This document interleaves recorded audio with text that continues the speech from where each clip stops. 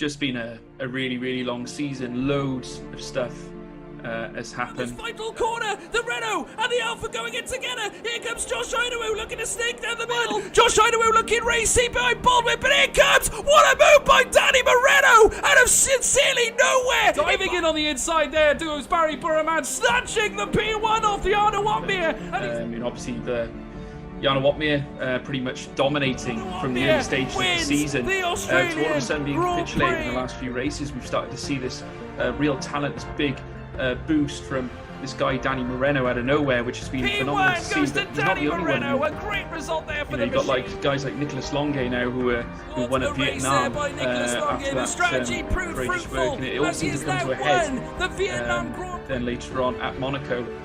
And, coming into another street circuit such as Baku, it's going to really, really test the drivers.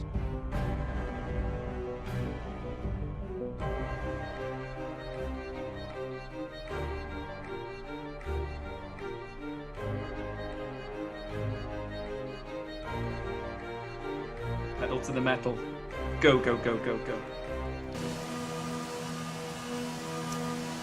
Good evening, ladies and gentlemen. Welcome to ORL here for the Azerbaijan Grand Prix. My name is, of course, George Morgan. I'm back again in the com box. This time, though, I'm not alone. It's not Jack. Of course, he's been celebrating his birthday this weekend, but he's had a little bit of a network fault. But I am joined by a very special guest. You all know him as Calcifer. He is also one from the Pro Draft, from our last Pro Draft, should I say, from the F1 Esports Pro Series. It's Jus Parek. Jus, how are you doing?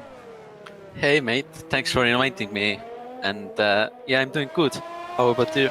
Living the dream, gotta say, Calcifer, living the dream. Obviously you can't drive at the moment due to a little hardware issue, but nevertheless we can still obviously hear you speak and obviously get your expertise in the world of F1 esports. I mean, obviously we brought you in here as an analyst as such. Of course, we've got many different drivers to what we're used to seeing in the Pro Series, and of course very exciting talent. Of course, Jana Watmere can't be with us tonight due to the fact that he's actually preparing for the Pro Series that's coming up in only a week's time, folks.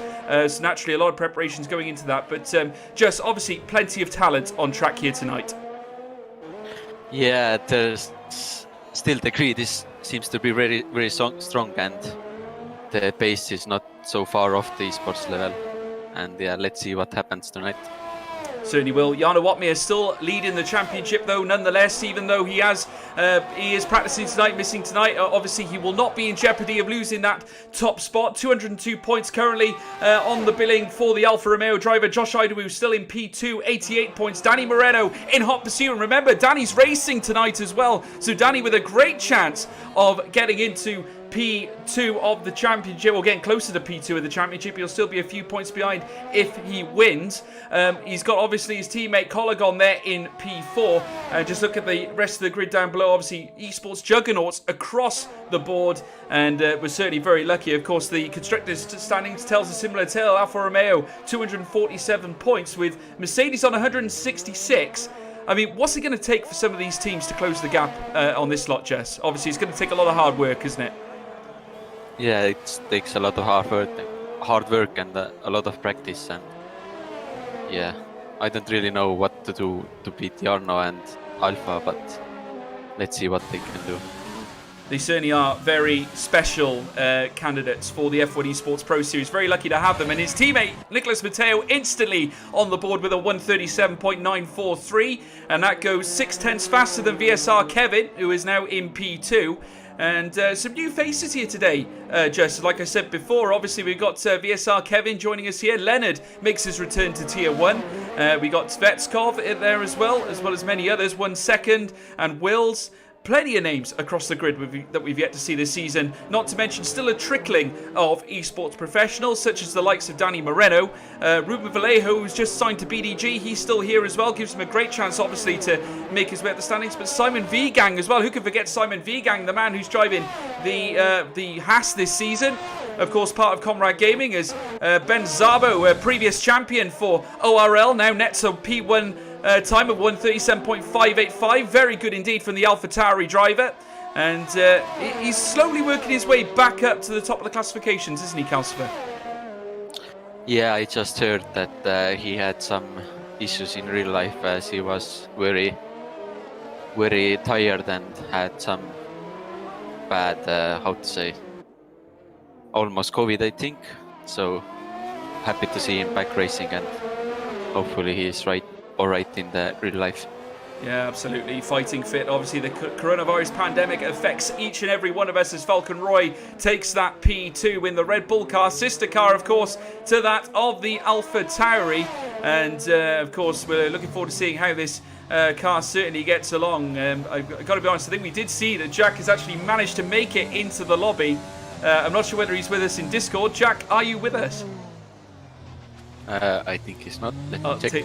I'll take that as a no for now, but hopefully this means hopefully it will mean that we get to see Jack at some point before the start of the race, and of course we'll be looking forward to seeing how these drivers get on. Nicholas Matteo in P3, 1 second out on his debut here in Tier 1, P4 currently for the Renault, and goes ahead of his teammate Svetskov with a 138.151, very impressive.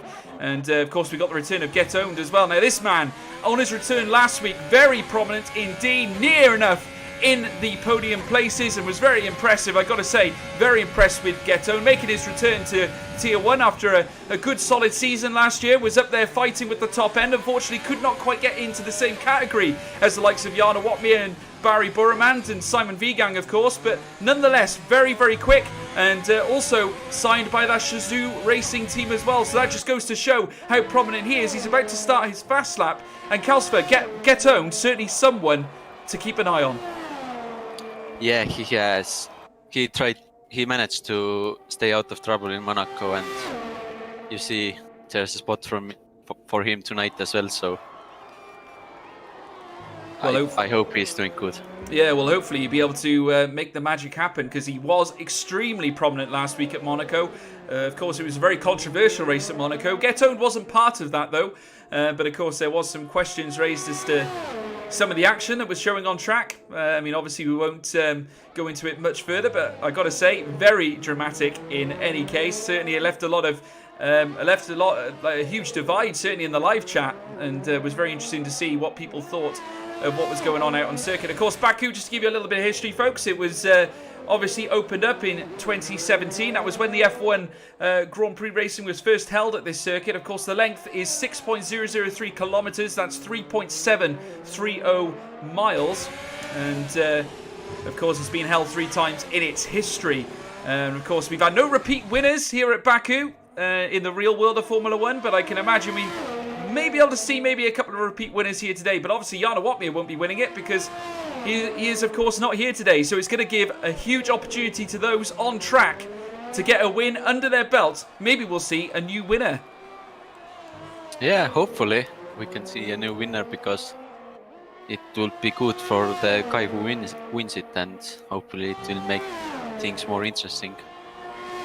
Absolutely, and it'll certainly try and tighten up that championship position, as we now see Get Owned coming down the circuit now, heading up towards the line. What's it going to be here for this man as he comes up? You can see there the DHL banner in the paddock there on the left hand side, and it's P4 with a 137.992. So a reasonable showing there from Get Owned, not the best that we've seen from him, but nonetheless he is up there for dancing. Zones as well is about, and he is also looking to throw amongst the rest of them here on track, as we now see Zones making his way around, just cutting that little curve there. Of course, you can get away with that here at Baku. Certainly, if you try and swallow that curve, it generates you quite a bit of time as he rises up through the castle section, heading around the next left-hander, and looking very prominent indeed as he runs his way through Sector 2, coming down towards Turn 13 now.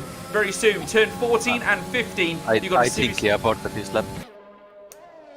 Sorry, say that again. I think he aborted his lap. Oh, he's got an abort. We have got an abort here. Of course, Zone's just waiting, obviously, to commence his fast lap. So you can just see him cutting the bend there. Must have been an invalidation, probably taking too much of that curve heading into the one we saw earlier. So that's going to leave him wanting yet another lap. Looking further up, Nicholas Matteo. He's out on a fast lap as well, or he was. I think he's on.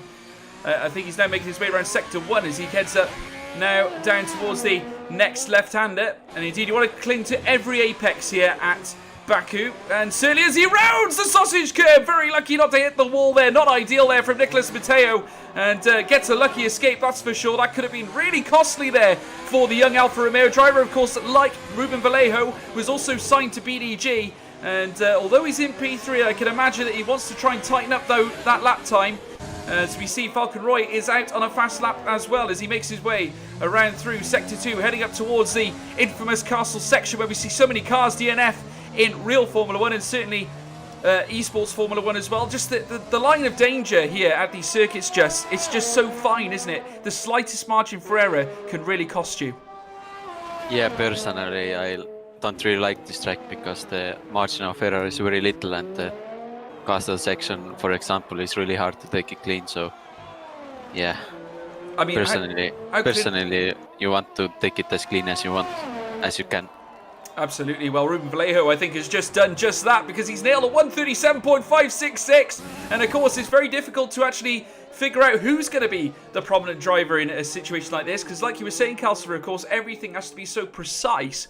Naturally now, Ruben Vallejo now topping the billing, a 137.566. Soon to be trumped by Falcon Roy with a 137.538. The Red Bull driver hits the top. And once again, Red Bull can spread dominance here at Baku. I mean, obviously, we all remember that little accident between Ricciardo as Danny Moreno fights fire with fire. A 136.948 there for the Mercedes man. Of course, the McLaren esports driver for this year's Pro Series has managed to net a 136.948. Just how damaging is that? Literally 6/10 ahead of Falcon Roy, who's in P2. I gotta say, Just, that is an absolutely phenomenal lap. Yeah, he sent some messages with that lap, I think. I think that's a huge message, a huge statement, in fact, and that's going to go a long way. 6 minutes left here in qualifying, and I think Danny Moreno has just really upped the bar here. I mean, naturally, we've still yet to see much from Simon Vigang, VSR Wills, and VSR Mr. Anker. Falcon Nardi still yet to field a lap time. Simon Vigang now, we'll keep an eye on this man, because, of course, who could forget that he actually managed to, well, he was actually battling with Jana Watmir and Barry Burman last season. Hasn't had the season go all his own way this year, but still a very formidable driver. He is of course, driving in the Pro Series for Haas F1 esports team, and it'll be interesting to see how he now copes. And I've got to say, it gives him a great chance, doesn't it, Just? Because obviously without Jana Watmir, Barry Burman, and of course many others, a good opportunity for Simon Vigang to get a podium here today. Yeah, especially if he has had like many retirements in the season, and hopefully if he can do good, he can get some confidence back in the mindset. Absolutely. Confidence is everything, certainly around a circuit such as Baku.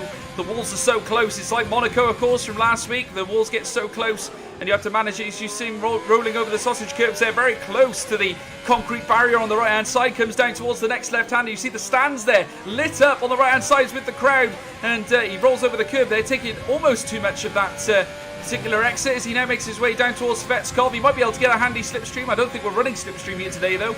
As he now makes his way down towards the line under the Rolex banner. You can see the Renault just ahead of him of Svetskov. He's going to use him anyway and come away, heading up towards the line. Here is the Haasman Simon Vigang, and it's P3 there with a 137.538. Matches identical with Falcon Roy, who's in P2. Danny Moreno still clear by 0.6 of a second. Yeah, Danny's lap seems to be really strong. So I doubt anyone can beat this lap today. No, I've got to say, purple, a 136.948. That is an absolute phenomenal lap time there from Danny Moreno. I'm sure he doesn't really have a lot to worry about. I think he's staying put in his pit box for the time being. Just waiting to see what the other drivers can come up with. Leonard is, of course, out on track as well. He's in the McLaren car. No Tomek Paradzik this weekend, but Leonard takes his spot. Lucas UK is back in the car, though. Not enjoying Baku at this moment in time. P15 for the man who we've seen on countless occasions dominates the time trial proceedings. Of course, he does get his fair share of jokes, doesn't he, Calcifer? Yeah, maybe the pad is not helping him today. Let's see what he can do. Is tonight the time for pad jokes, Calcifer? I think it could be. And we've lost Zones as well. I think Zones, whether he's just sort of retired for the session, he's done it in good fashion though. A 137.154, the closest so far to Danny Moreno, within a tenth of a second pretty much, and doing extremely well to notch himself in that position on the front row of the grid. So that's going to give him a great chance to tackle Danny going into the race. We now see Simon Vigang, who's just about to come into the pit lane. And Leonard, I'd imagine, is probably about to do the same as well as he comes up towards what would be the line. In fact, this might be a fast lap here for Leonard. I've got to say, though, the time is reaching in to the 1:39, so no, he does dive into the pit lane. We got a couple of drivers out on out laps. We've got the likes of 1 second and VSR Kevin, but at the moment a very slow ending here to qualifying. Certainly Danny Moreno has pretty much dominated quite early into qualifying. Not very often we see someone set a lap time so early in quali and get it as the pole time. Usually we see that towards the end, don't we, Jess?